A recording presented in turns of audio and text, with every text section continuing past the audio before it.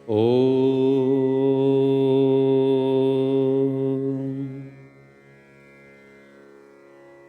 नारायणं नमस्कृत्य नरं चैव नरोत्तमं दैवीं सरस्वतीं व्यासं ततो जयमुदीरये।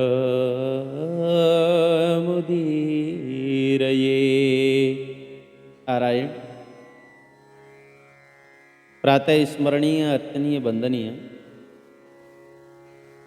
परम पूज्यपाद अनंत विभूषित हमदेव श्री सदगुरुदेव भगवान के उन दिव्य श्री चरण कमलों में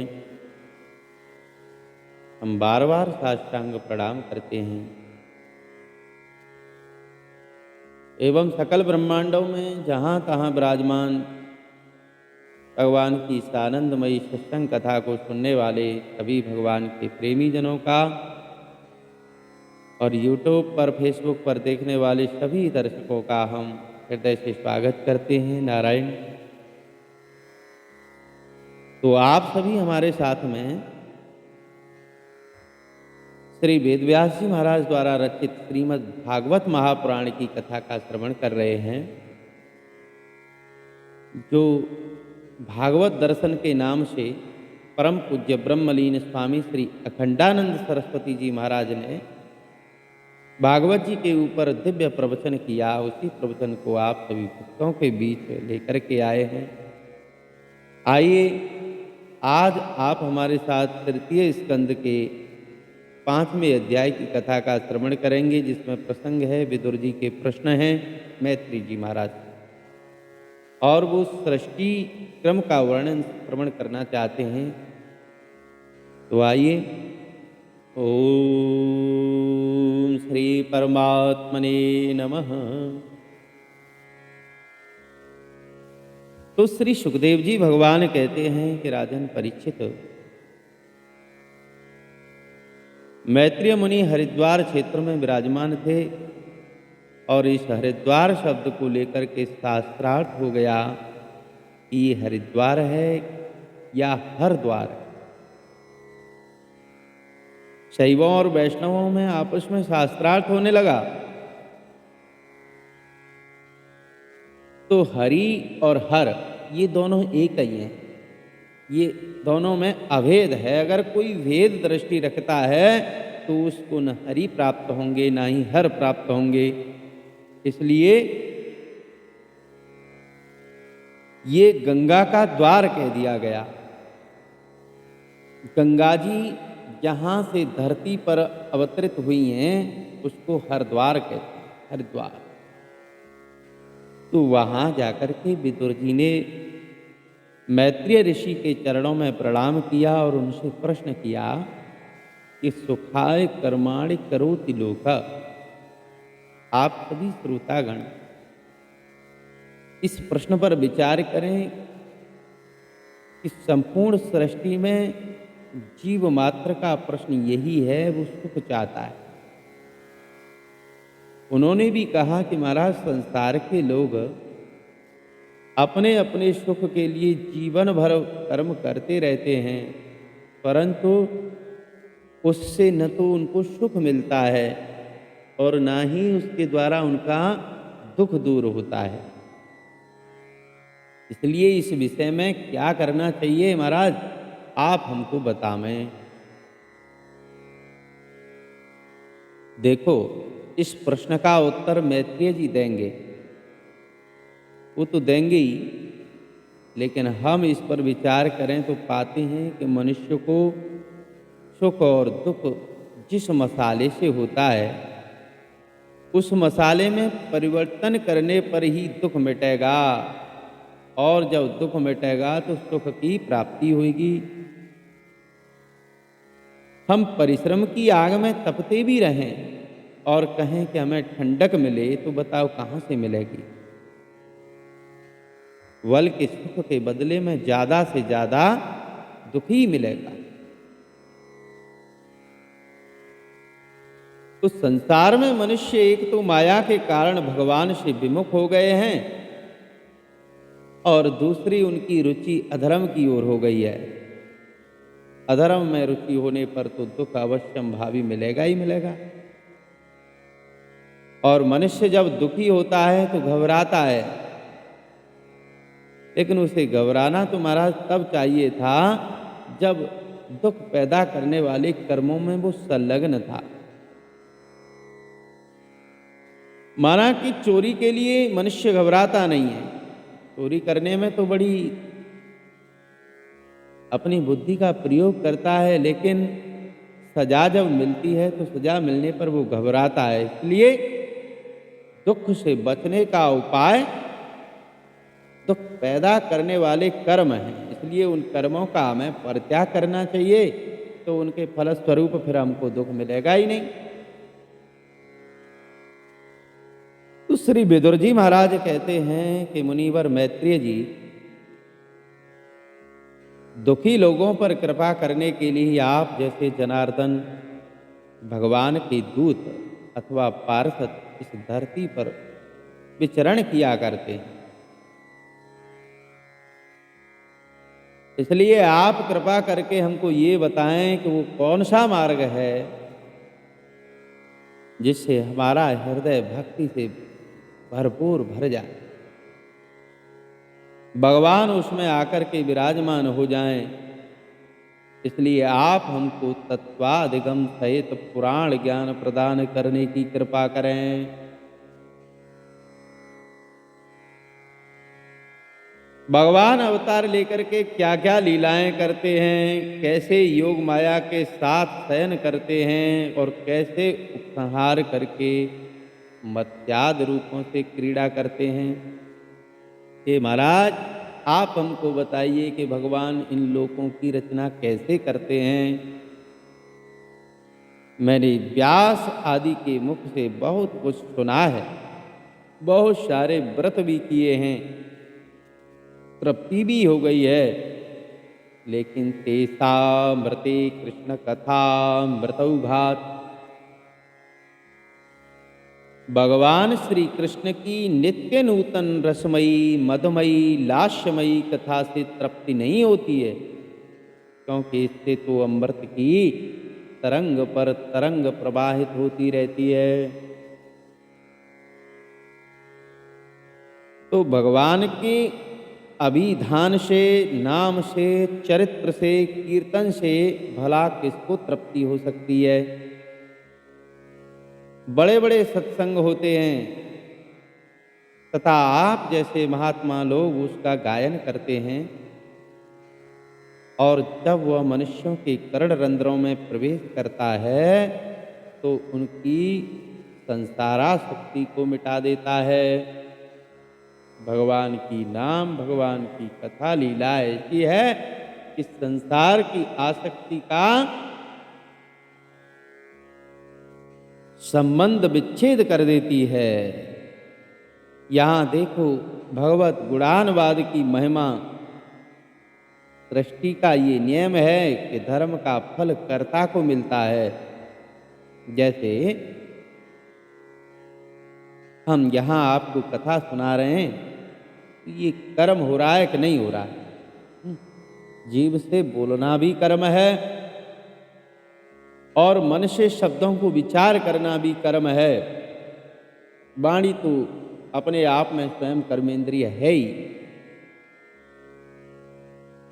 और कान जो है महाराज वो ज्ञानेंद्रिय हैं। इसलिए भागवत सुनाने का फल केवल वक्ता को ही मिलना चाहिए, क्योंकि वो कर्म कर रहा है, अपनी वाणी से कथा सुना रहा है।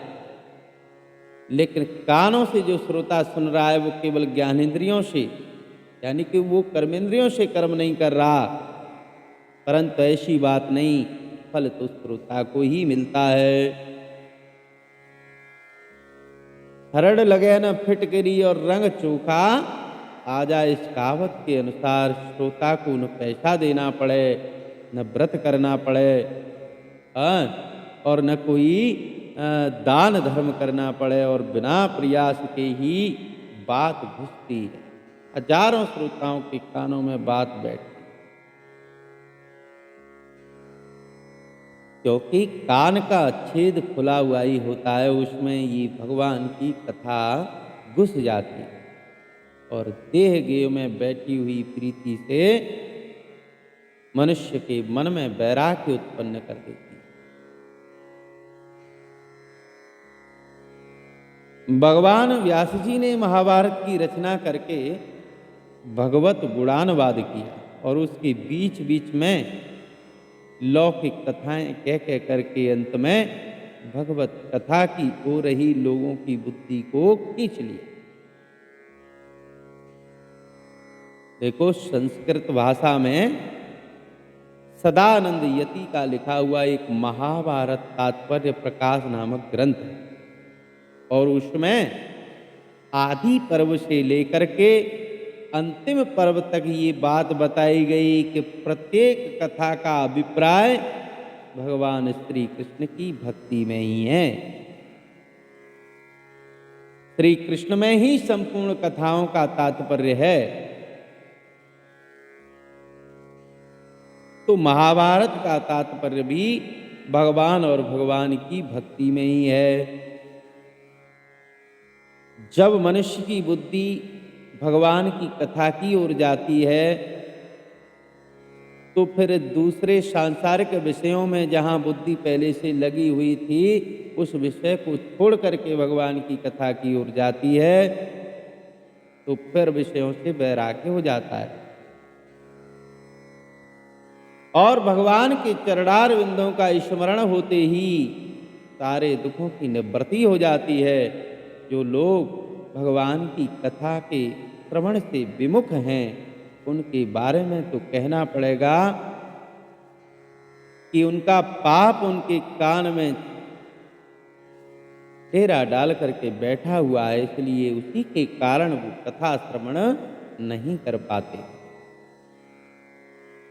ऐसे लोगों की आयु निरंतर क्षीण होती रहती है, व्यर्थ बोलते हैं, व्यर्थ चलते हैं, व्यर्थ की बातों में अपने दिमाग को लगाते रहते हैं, तो उनका जीवन बिल्कुल ही व्यर्थ बताया।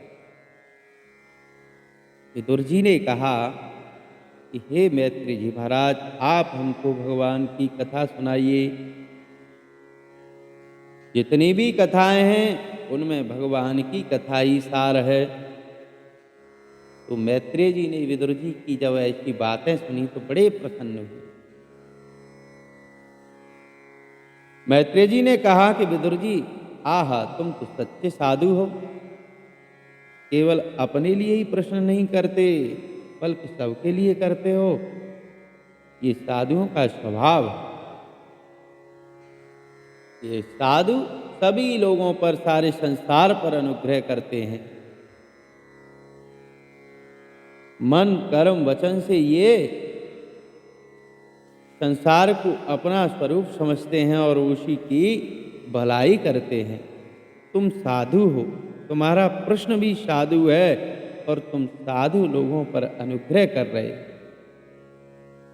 साधु पृष्ठम त्वया साधु लोकान साधु अनुग्रहीणता।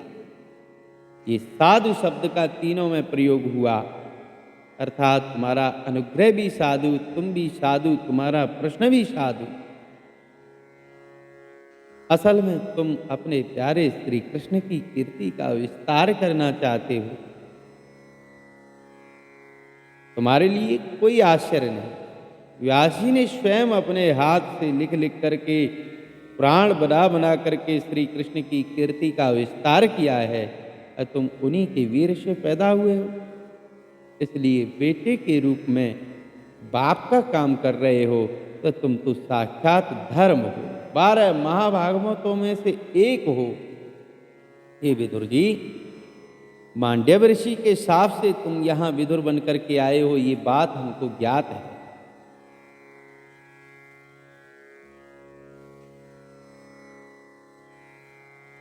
तुमसे तो भगवान बहुत प्यार करते हैं और जाते समय मुझसे कह करके गए थे कि जब विदुर आवे तो ये हमारा दिया हुआ जो तत्व ज्ञान है ये विदुर जी को दे देना। अब मैं तुम्हें उन्हीं भगवान की अद्भुत लीलाओं का श्रवण कराऊं।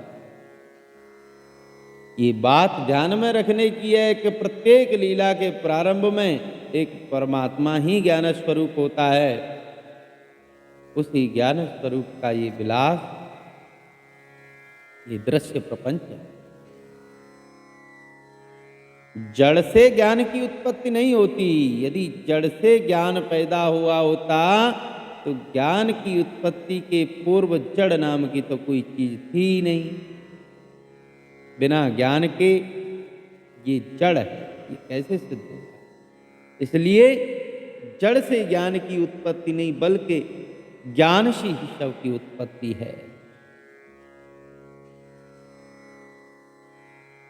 हमारे वैदिक लोग बड़ी बढ़िया बात कहते हैं, साधारण गांव के लोग सुने तो आश्चर्यचकित हो जाएं।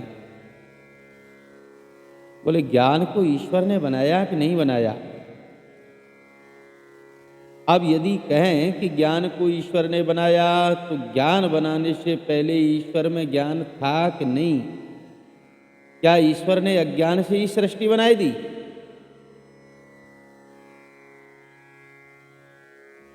इसलिए ज्ञान ईश्वर ने बनाया नहीं है महाराज। ज्ञान तो ईश्वर का स्वरूप है। ज्ञान ही ईश्वर है, ईश्वर ही ज्ञान है। ज्ञान ही चैतन्य है, चैतन्य ही ज्ञान है।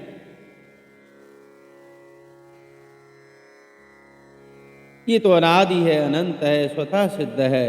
जो इस सिद्धांत को नहीं मानते वे वेद की अपौरुषता को नहीं समझ सकते। जी, पुरुष के बनाए हुए वेद नहीं है। वेद ज्ञान स्वरूप हैं, परमात्मा स्वरूप है। यही वेद और कुरान बाइबल का फर्क है महाराज। इसको महापुरुष लोग जानते हैं, क्योंकि कुरान और बाइबल ये ईश्वर की बनाई हुई हो सकती हैं, परंतु वेद ईश्वर का बनाया हुआ नहीं। वो तो ईश्वर स्वरूप है, जो ईश्वर का स्वरूप भूत ज्ञान, वही वेद है। तो सृष्टि में जितने जीवात्मा मालूम पड़ते हैं, ये सब अनेक नहीं, एक होते हैं। असल में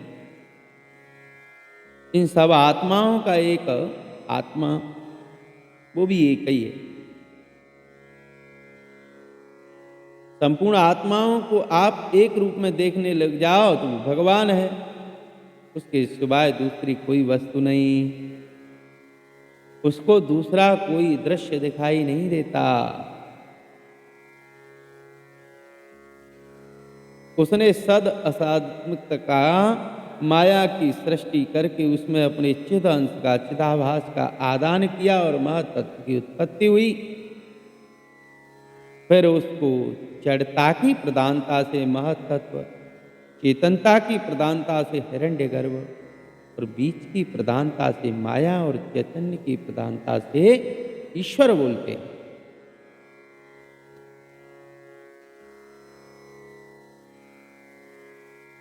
तो महाराज, महतत्व से तीन तरह के अहंकार हुए। मन हुआ, कर्मेंद्रियां हुई, तामस अहंकार से सूक्ष्म भूत हुए, और काल मायांश युग से आकाश हुआ, आकाश से वायु, वायु से अग्नि, अग्नि से जल, और जल से पृथ्वी। अब ये सब तत्व मिलकर के एक हुए, परंतु इससे ब्रह्मांड की रचना नहीं हो सकती थी। इसलिए उन्होंने ईश्वर की स्तुति की। नमाम ते देव पदारविंदम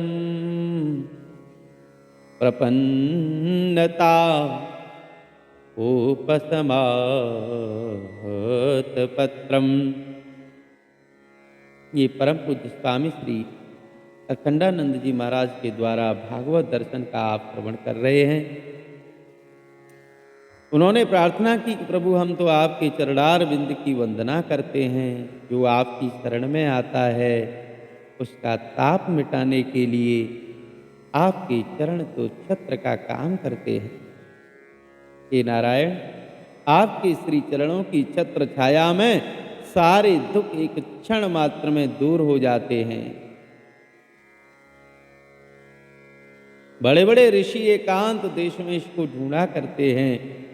हम तो उन्हीं प्रभु के श्री चरणों की शरण ग्रहण करते हैं।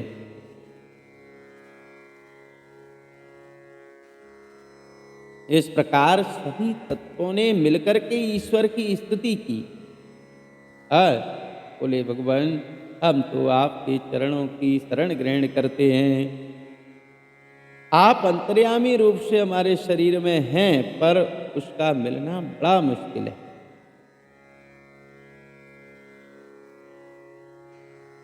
जो लोग इंद्रियों के वश में हैं वो इसका दर्शन नहीं कर सकते, लेकिन आपकी कथामृत का, नामामृत का जो पान करते हैं वो अपने हृदय को शुद्ध करके आत्मज्ञान को प्राप्त कर लेते हैं, परम धाम की प्राप्ति कर लेते हैं। मैत्री जी कहते हैं कि हे विदुर जी महाराज, सभी तत्वों ने मिलकर के और अलग अलग सभी प्रकार से ईश्वर की स्तुति की। पानेन ते देव कथा सुधाया प्रबध्य भक्त्या विसदासयाये वैराग्य सारं प्रतिलभ्य बोधम यथांजसान्वीयुरकुंठधिष्ण्यम्। ज्ञान का सार है वैराग्य। वैराग्य के बिना असंगता नहीं आती है, और जब तक वैराग्य नहीं होता, असंगता नहीं आती, तब तक दुख भी नहीं मिटता। अरे महाराज, अगर कोई कहे कि समाधि से दुख मिट जाता है, ये भी ठीक नहीं, क्योंकि जब तक समाधि है चलो ठीक है, तब तक दुख को भूले हुए हो, लेकिन समाधि कभी तो टूटेगी, और जब टूटेगी तो तत्काल दुख आकर के सवार हो जाएगा। लेकिन यदि असंगता हो जाए तो चाहे समाधि हो, चाहे दुख हो, चाहे सर्दी हो, चाहे गर्मी हो, दुख का आत्यंतिक निवारण हो जाता है। क्योंकि हम न तो दुख का संग कर रहे और ना ही सुख का संग कर रहे, अब तो अपने आप सब कुछ हो रहा है। इसलिए वैराग्य ही असंगता, और असंगता ये ज्ञान का सार है।